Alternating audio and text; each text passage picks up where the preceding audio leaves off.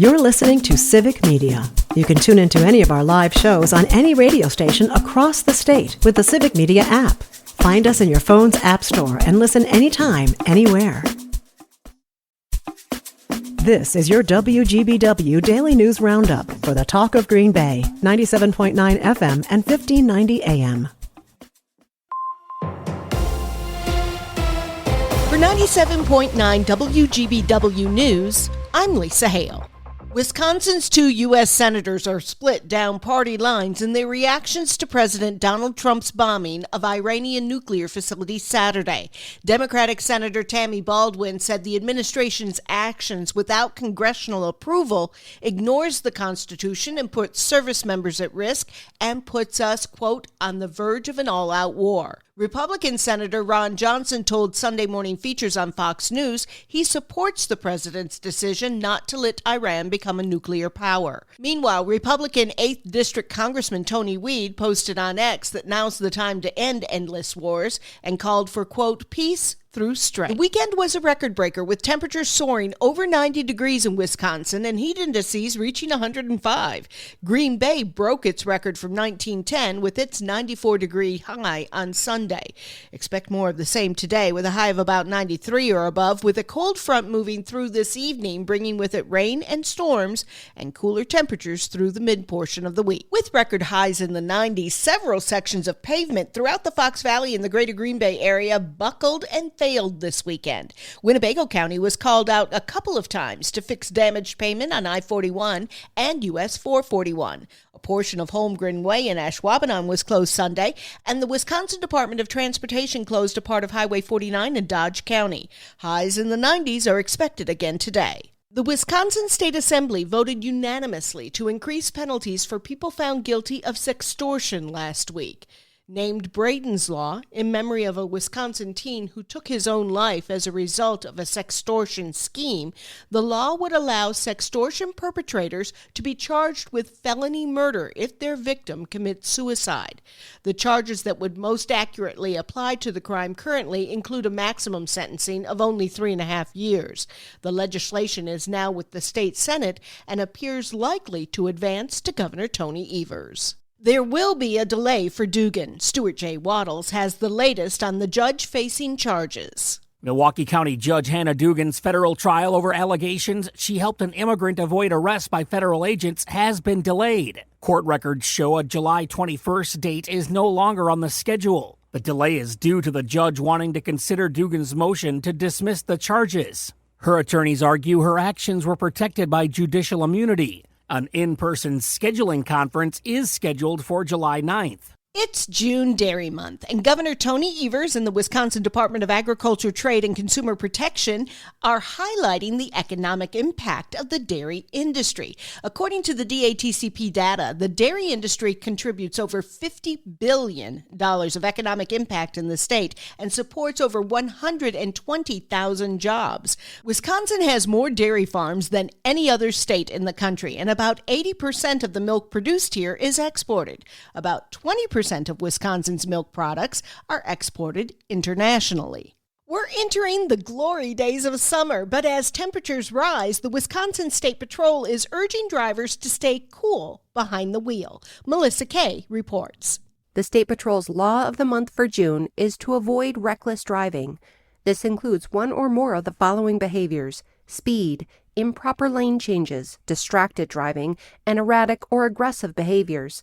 In 2024, 138 people died and more than 3,000 were hurt in more than 5,600 reckless driving crashes in Wisconsin. 2 out of 3 of these crashes involved speed or distracted driving. The tragedies that can result from reckless driving are preventable. The Wisconsin State Patrol urges drivers to follow posted speed limits, avoid distractions, and be patient on the road.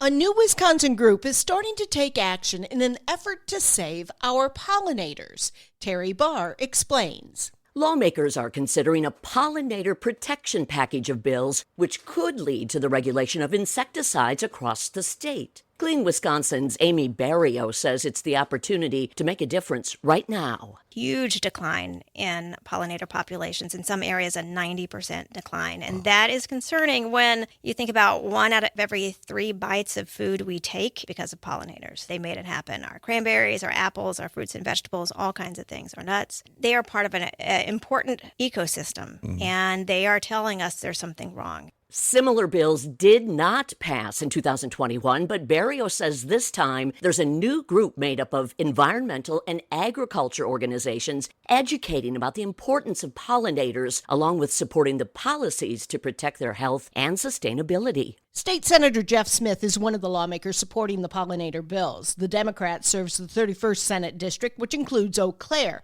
He says the city-county recently voted to transform more than 90 acres of public land into pollinator-friendly landscaping. Smith calls it an example of being part of the solution.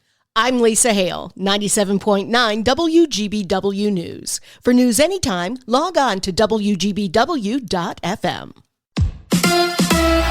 The Brewers are back home. Hi, I'm Mike Clemens with sports. Baseball, the Milwaukee Brewers and Pittsburgh Pirates beginning a 3-game series at American Family Field tonight. The Brewers went from a 9-3 lead over the Twins yesterday to a 9-8 win thanks to closer Trevor McGill, manager Pat Murphy. When leverage guys come in with a big margin, sometimes things are different. That's kind of the story of that.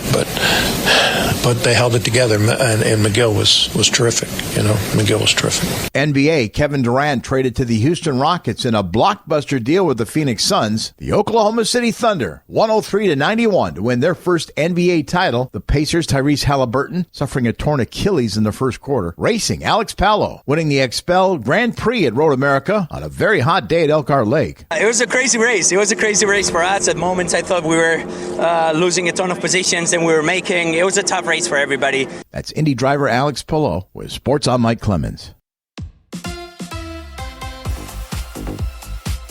On your entertainment beat, I'm Pete Schwaba. Danny Boyle is back with the release of 28 Years Later, his long-awaited third installment to the 28 Days franchise. In a recent article in Variety, the Slumdog Millionaire Oscar-winning director says due to cultural appropriation, he probably couldn't direct a film like Slumdog Millionaire nowadays, but says he's okay with that and that he would want a young Indian director to have that opportunity to tell the story. What a cool dude. Boyle's other credits include Trainspotting and 127 Hours. Timothy Olyphant is on a roll. The star of Justified has a new show on Apple TV Plus called Lucky, where he stars opposite Anna Taylor-Joy. But Olyphant wasn't done. He still managed to find room in his calendar to join the cast of another Apple show called Stick, alongside Owen Wilson. The Emmy-nominated Olyphant will next be seen in FX's Alien Earth, which drops in August, and he will join a new Peacock show called 5 Star Weekend. Cha-ching. Believe it or not, Hollywood is making a sequel. In this case, it is the 4th in a series of Meet the Parents films. The Hollywood Reporter says Owen Wilson has officially signed onto the project, joining Ben Stiller, Robert De Niro, Terry Polo, and newcomer to the cast, Ariana Grande. It's always nice to have a fresh face. Paramount Pictures is teaming up with Universal for the latest installment, which is co-written by John Hamburg, who also co-wrote the previous 3 films and will direct this new chapter. If you listen to Nightlight here on the Civic Media Radio Network, you've probably heard me talk about this franchise quite a bit, as it was started by frequent guest and writer Greg Gliena, whose $50,000 independent film ended up at Universal Studios and is now one of the highest-grossing live-action comedy franchises ever. Meet the Parents is expected to hit theaters Thanksgiving of 2026. What is most often referred to as the first summer blockbuster turned 50 on Friday. Jaws, the movie that made people even scared to go into swimming pools, was released on June 20th, 1975. According to Variety, the film brought as much drama behind the scenes as it did to the big screen. Director Steven Spielberg was just 27 years old at the time he was put in charge of a film that ended up grossly over budget and ended up being 100 days behind schedule. The original budget was $8 million and ended up ballooning to a paltry, at least by today's standards, $16 million. According to Variety, Spielberg says he was often worried he would be replaced, as the studio blamed him in part for the extravagant cost overruns. Spielberg, for authenticity's sake, insisted on shooting in actual open waters off Martha's Vineyard.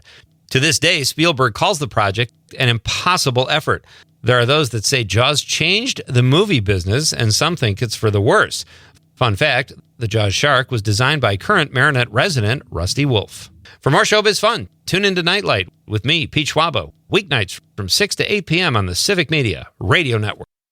It is going to be hot and humid again today. The heat index is going to be back up to near 100 or better this afternoon. Then we do have a chance of thunderstorms later today, and some of those could be strong to severe with hail, wind gusts, and tornadoes possible. So stay weather aware here throughout the day today. I'm meteorologist Sean Cable. Outside now, it's 82.